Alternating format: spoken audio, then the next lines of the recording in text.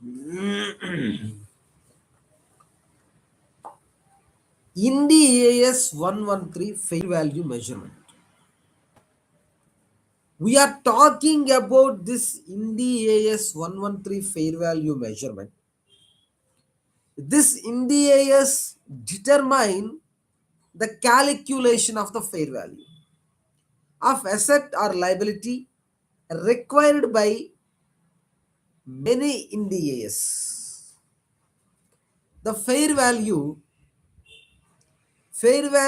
is the price that would be received to sell an asset or paid to transfer a liability exit price in an orderly transaction. A transaction is not forced between market participants, independent buyer and seller. While measuring fair value, it is assumed that transaction to sell the asset or transfer the liability takes place in first preference, principal and market. It is the market in which particular asset or liability is transacted in highest value.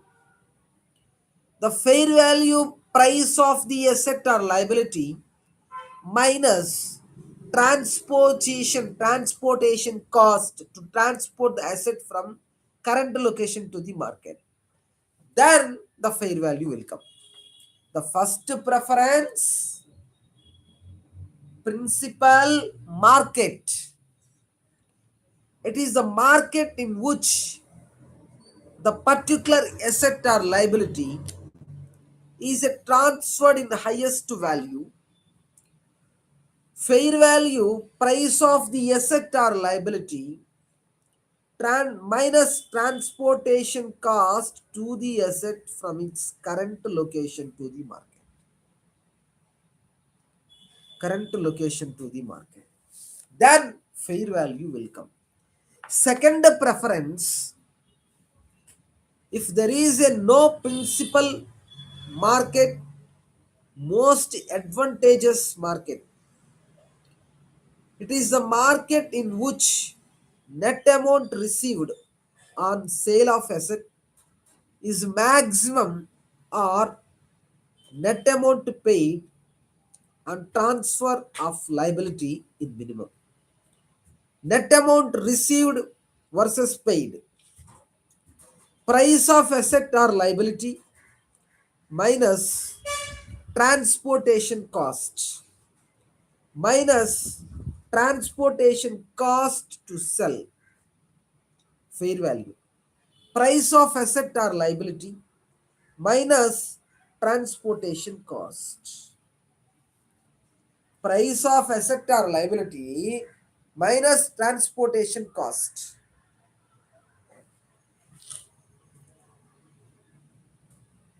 Determining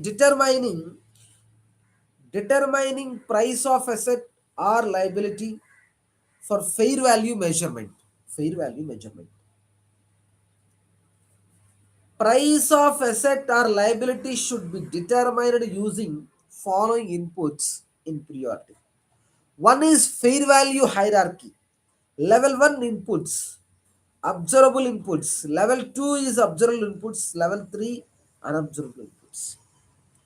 If you see level 1 observable inputs, quoted market price of the asset or liability. Mark level 2, if you observe market price of similar asset or liability with the adjustment. Level 3 inputs, unobservable inputs, price based on assumption and forecast of the entity. Example, present value of the forecasted future. Present value of the forecasted future cash flows.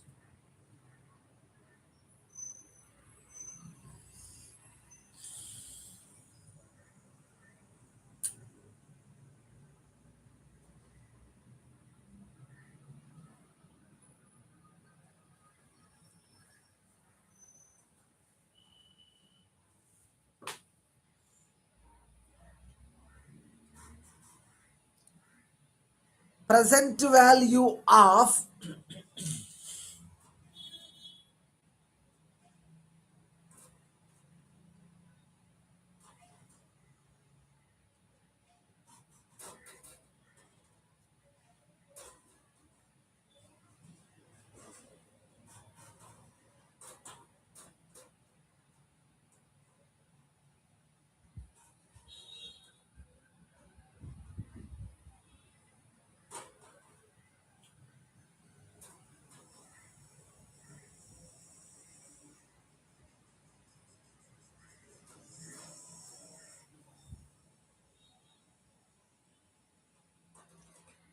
present value of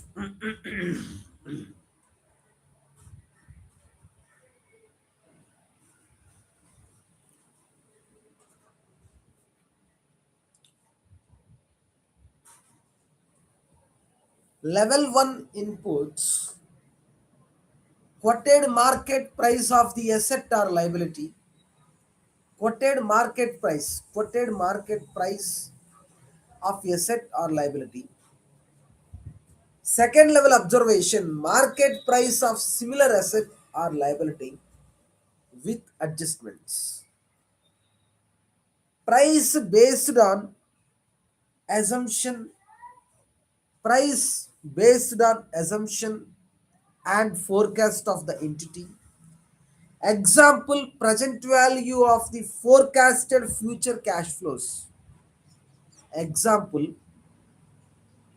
price based on assumption and forecast of the entity. Example, present value of the forecasted future cash flows. Future cash flows.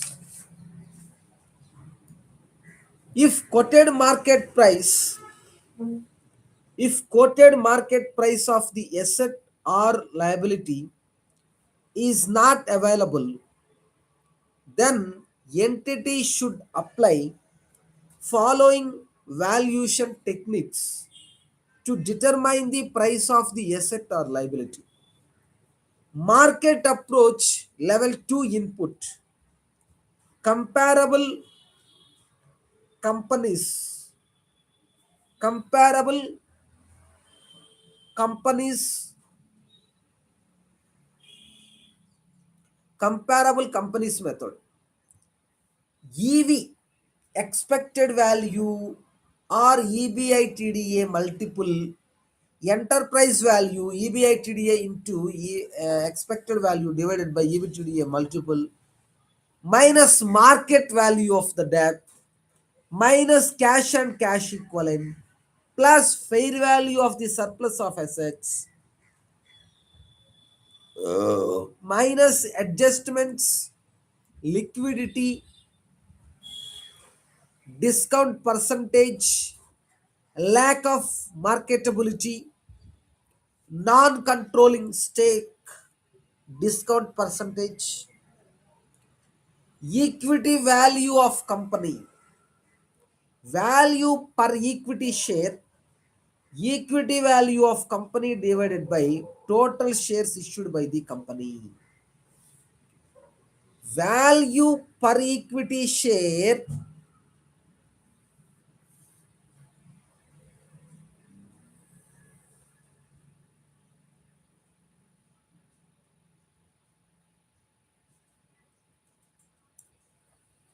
value value per equity share, equity value of company divided by total shares issued by the company. Equity value per equity value. PE ratio, the price earning ratio, the price earning ratio, earnings into PE ratio, minus adjustments, liquidity discount percentage, lack of marketability, non-controlling stake, discount, equity value of the company, value per equity share is equal equity value of the company divided by total shares issued by the company. Now, a net asset valuation method. Equity value of company is equal to fair value of net assets of the company. Value per equity share is equal equity value of the company divided by total shares issued by the company. Net asset valuation approach. Equity value of company is equal to fair value of net assets of the company. Value per equity share is equal to equity value of the company divided by total shares issued by the company. Equity value of the company divided by total shares issued by the company. Income approach. Level 1, 3 input. Value per equity share is determined by present value of the projected free cash flows using appropriate discounting rate as follows. Present value of the projected free cash flows using weighted average cost of capital minus market value of debt plus surplus cash and cash equivalents. Surplus cash and cash equivalents plus fair value of surplus assets, equity value of the company. Value per equity share is equal to equity value of the company divided by total shares issued by the company. Cost approach. Level 2 input. This approach uses replacement cost of the particular asset or liability to find its fair value. Notes. Combination of more than one valuation technique is also allowed to measure the fair value. Fair value of decommissioning liability, asset retirement obligation is determined by using income approach as follows. Expected labor cost plus overheads plus profit markup for transferring the liability plus premium percentage for risk in expected cash flows, expected labor cost plus overheads plus profit markup for transferring the liability plus premium percentage for risk in expected cash flows, real cash flows, inflated cash flow is equal to real cash flows into 1 plus inflation rate, 1 plus inflation rate number of years. Discount it by risk free rate plus company non performance risk.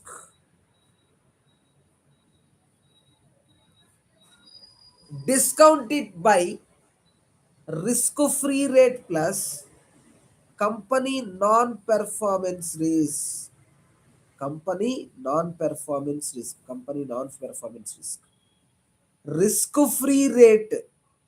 Risk free rate plus company non performance risk. Inflated by cash flows. Real cash flows into 1 plus inflation rate into number of years. Discount it by risk free rate plus company non performance risk. While determining fair value of non-financial assets, example property, plant and equipment, intangible assets, entity should consider the highest and the best use of the particular non-financial asset to determine its price for fair value measurement. Highest best use of non-financial asset must be physically possible, legally permissible and financially feasible. Highest and best use of non-financial asset must physically possible, legally permissible and financially feasible. Example, A Limited has a land, property, plant and equipment currently used by it as a warehouse. This land could also be used for commercial purpose, while could be more value. Hence, commercial purpose could be considered as its highest and best use if it is physically, legally, financially feasible. See, friends, we completed IND-AS 113 fair value measurements. The afternoon session, we would like to solve practical problems for IND-AS 113. Now, I would like to go for IND-AS 111 joint arrangements. I am going to talk about IND-AS 111 joint arrangements. That is also small standard only. Either I would like to continue in this session or I will do separate video for that. Because it is a separate standard, that's why.